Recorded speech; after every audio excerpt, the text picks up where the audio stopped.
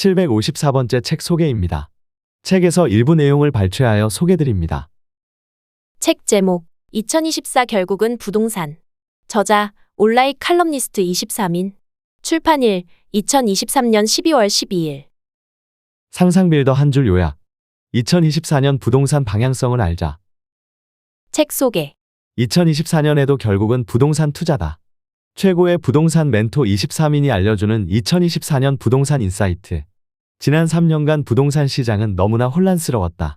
2021년 대폭 등장, 2022년 대폭 낙장 직후 2023년에는 상반기는 하락, 하반기는 상승이라고 하는 드라마틱한 결과를 보여주었으니 말이다. 위기와 기회가 교차하는 2024년, 그럼에도 부동산 투자는 계속되어야 한다. 개별 입지, 개별 상품으로 보면 부동산은 지속적으로 공부해야 한다. 아파트는 물론 다세대, 빌라, 오피스텔, 지식산업센터, 상가, 토지 등 우리가 투자해야 하는 대상으로서의 부동산은 요즘처럼 혼란할 때 오히려 기회가 찾아오기 때문이다. 이 책에 대한민국 최고의 부동산 전문가 23인이 모였다. 빠숑 김학렬, 불용 신영강, 트루카피, 송이구, 아이메피 정지영, 잘사는 흥부 정현석, 투미컨설팅 김재경, 옥탑방보보스 김종율 박유림, 장삿갓 장소희, 월용이 박지민, 앨리스어 허미숙, 헐월 박성애, 온짱 박재석, 빌사남 김윤수, 토미 김서준, 시루 양한성, 홍소짱 홍성일, 풀팩 강현옥, 레오 김은진, 제네시스박 박민수, 이장원 세무사, 김로사 등 내로라 하는 전문가들이 2024년 부동산 시장을 읽어준다. 어려운 시장이기에 오히려 제대로 시작하거나 자산을 도약시킬 기회다. 2024년 부동산 시장에서 승자가 되는 길에 이 책이 디딤돌 역할을 할 것이다. 저자 소개. 저자 온라인 칼럼니스트 23인. 빠숑 김학렬 스마트튜브 부동산 조사연구소 소장. 불용 신영강부와 지식의 배움터 대표. 트루카피 도서 출판 트루 대표. 송이구 서울 자가의 대기업 다니는 김부장 이야기 저자. 아이메피 정지영주 아이원 대표. 잘사는 흥부 정현석 건국대학교 미래지식 교육원 강사. 김재경 소장 투미 부동산 컨설팅. 옥탑방보보스 김종율 김종율 아카데미 원장. 박유림주 메타부동산 중개법인 대표. 장삿갓 장소희 돈 되는 부동산 소장. 어룡이 박지민 어룡 청약연구소. 앨리스어 허미숙행툰의 대표. 헐월 박성예 플랩자산 연구소 대표. 온짱 박재석주 온베스트먼트 대표이사. 빌사남 김윤수주 BSN 대표. 토미 김서준 도시로 재생연구소 소장. 시루 양한성 시루 캠퍼스 대표. 홍소장 홍성일 상가투자 비밀노트 저자. 풀팩 강현옥주 풀팩 대표. 레오 김은질 레오 대출연구소 대표. 제네시스박 박민수주 더스마트 컴퍼니 대표. 이장원 세무사 세무법인 리치 대표 세무사. 김노사라우 에나우 대표. 책에서 얻은 내용. 본질에 충실한 투자는 흔들리지 않는다. 흔들리지 않는 자신만의 투자 전략을 세워라. 2024년은 여러 위험 요인이 산재해 있다. 연일 신고가를 경신하고 있는 미국 국고채 금리, 중국 부동산 위기, 러시아 우크라이나 전쟁에 이은 이스라엘 하마스 전쟁, 연일 사상 최대치를 갈아치우고 있는 가계부채, 4월 총선 등 너무도 많은 변수가 있다. 이런 상황에서 우리는 무엇을 해야 하는가? 부동산을 읽는 힘을 길러야 한다. 어려운 시기일수록 다양한 전문가의 이야기를 듣고 뚜렷한 투자 주관을 세울 필요가 있다. 개별 입지, 개별 상품으로 보면 부동산은 지속적으로 공부해야 한다. 아파트는 물론 다세대, 빌라, 오피스텔, 지식산업센터, 상가, 토지 등 우리가 투자해야 하는 대상으로서의 부동산은 요즘처럼 혼란성이 깊어질 때 오히려 기회가 찾아오는 경우가 더 많기 때문이다. 현재 시장 환경은 주택 공급 부족 누적에 따라 전세가 상승 가능성이 점점 높아지는 중으로 점점 갭 투자의 친화적 시장으로 변모하고 있다고 봐야 한다. 따라서 지금부터 정부 정책과 시장 환경 변화를 꾸준히 확인하면서 여기에서 언급한 내용을 근거로 투자처를 찾을 준비를 차츰차츰 준비해야 할 때로 보인다.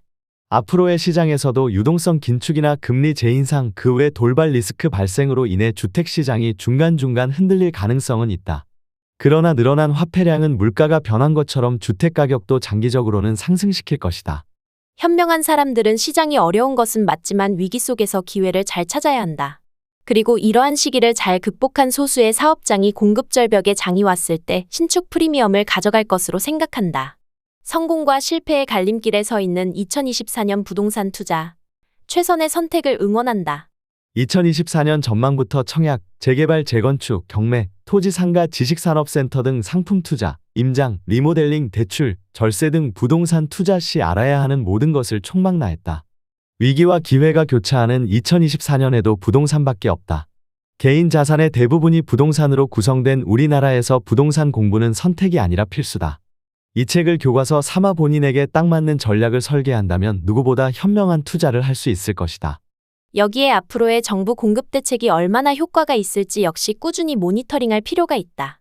이번 9.26 공급 대책의 효과가 만족스럽지 못하다면 계속 공급 활성화 대책이 나오게 될 것이고, 이는 공급 부족 현상이 당분간 계속 이어진다는 의미다. 앞으로 전세가 상승이 더욱 심화될 수도 있다는 의미이기 때문이다. 결과적으로 지금 당장 갭 투자의 효과적인 시장은 분명 아니다. 하지만 현재 시장 환경은 주택 공급 부족 누적에 따라 전세가 상승 가능성이 높아지는 중으로 점점 갭 투자의 친화적 시장으로 변모하고 있다고 봐야 한다. 따라서 지금부터 정부 정책과 시장 환경 변화를 꾸준히 확인하면서 여기에서 언급한 내용을 근거로 투자처를 찾을 준비를 차츰차츰 준비해야 할 때로 보인다. 이 밖에 신안산선이 개통할 예정인 금천구 독산동 일대의 지구 단위 계획은 건축물의 높이나 용적률을 완화해 더 높게 건축물을 지을 수 있도록 유도하고 있다. 가재울 재정비 촉진지구 거주자들의 상권인 가자역 일대의 지구 단위 계획은 노후한 건축물의 재건축이 좀 더 쉽게 재건축이 이뤄질 수 있도록 상업지역의 높이 제한을 완화하고 블록 단위의 개발 조건도 크게 개선해 자율 개발을 유도하고 하는 것을 골자로 한 변경이 있었다. 이러한 곳들은 역개통, 대규모의 아파트 단지의 입주 등의 지역 호재와 겸해 지구 단위 계획의 변경이 있는 곳으로 서울 구도심에서 관심을 두고 지켜보아야 할 곳이다. 로또 청약은 없어졌다. 그래도 신축 아파트를 똑똑하게 사는 방법은 아직도 유효하다. 앞서 설명한 청약력, 이웃단지 신축 살펴보기 외에 3가지 방법을 제시한다. 첫째, 입주장에 산다.